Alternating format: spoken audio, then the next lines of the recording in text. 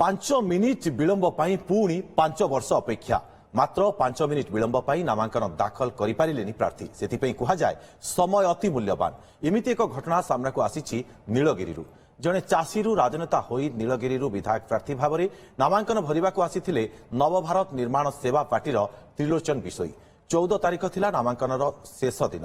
ଏଥିପାଇଁ ଉପଜିଲ୍ଲାପାଳଙ୍କ ଅଫିସରେ ପହଞ୍ଚିଥିଲେ ତ୍ରିଲୋଚନ। କିନ୍ତୁ ନାମାଙ୍କନ ଦାଖଲ ପାଇଁ 5 ମିନିଟ୍ ବିଳମ୍ବରେ ଆସିବାରୁ ନାମାଙ୍କନରୁ ବଞ୍ଚିତ ହେଲେ। ନବଭାରତ ନିର୍ମାଣ ସେବା ପାର୍ଟିରୁ ଛିଡ଼ା ହେଇଥିଲି, କିନ୍ତୁ 5 ମିନିଟ୍ ଲେଟ୍ ହେବାରୁ ମୋର ପ୍ରାର୍ଥୀପତ୍ର କ୍ୟାନସେଲ୍ କରିଦିଆଗଲା। କିନ୍ତୁ ଡାକି ସାରିବା ମୁଁ ଦୌଡ଼ିକି ଆସୁଛି, ଡାକି ସାରିଲା ବନ୍ଦ କଲେ, ଦରୱାଜା ବନ୍ଦ କରିଦେଲେ, 5 ମିନିଟ୍ ଫରକ ହେଲା। 10,000 ଦେଇ ମୁଁ କିଣିଥିଲି ଫର୍ମଟା। ଯେହେତୁ ପ୍ରଥମ ଥର ଛିଡ଼ା ହେଇଛୁ, ତେଣୁ ଆମକୁ କୌଣସି ଆଇଡ଼ିଆ ନାହିଁ। ଆଉ ସେ ଭୁଲ ହେବନି, ଗୋଟେ ଭୁଲ ହେଲା, ଆଉ ଆଗକୁ ସେ ଭୁଲ ହେବନି। କାରଣ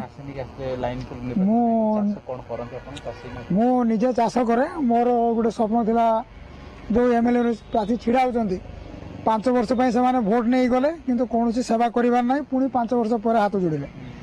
ମୁଁ ଛିଡ଼ା ହେଇଥିଲେ ମୁଁ ଦେଖେଇ ଦେଇଥାନ୍ତି ଗୋଟେ MLA କ'ଣ କରିପାରେ, କେମିତି ସାହାଯ୍ୟ କରିପାରେ, କିନ୍ତୁ ମୋର ସମୟ ନାହିଁ, ମୋ ଭାଗ୍ୟରେ ନାହିଁ। ତେଣୁ ମୁଁ ବହୁତ ଦୁଃଖିତ। ସମୟ ନାହିଁ ଆଜ୍ଞା, ଟାଇମ୍ ଏମିତି ସମୟ ହଠାତ୍ କି ତ ସେଠୁ 2 ମିନିଟ୍ ଥିଲା ସେ ଛାଡ଼ିଲେ। ଆମେ 2ଟା ପାଖାପାଖି 1:30ଟା ପାଖାପାଖି ଆମେ ନେଇଥିଲୁ ନମିନେସନ୍ ପେପର। ହଁ, ସେ ଭିତରେ ଟିକେ ପୂରଣ କରିବା ଅବଶ୍ୟ ଠିକ୍ ସମୟ ହେଇଯାଇଥିଲା, କିନ୍ତୁ ଭାଇ ଠିକ୍ ଦୌଡ଼ିକି ଆସି ପହଞ୍ଚି ପାରିଲାନି।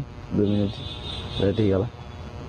2 ମିନିଟ୍ ଆଗରୁ ପହଞ୍ଚିଥିଲେ, ପଶି ଯାଇଥିଲେ ଯାହା ହେଇଥାନ୍ତା। ଆଉ କ'ଣ କରାଯାଇପାରେ।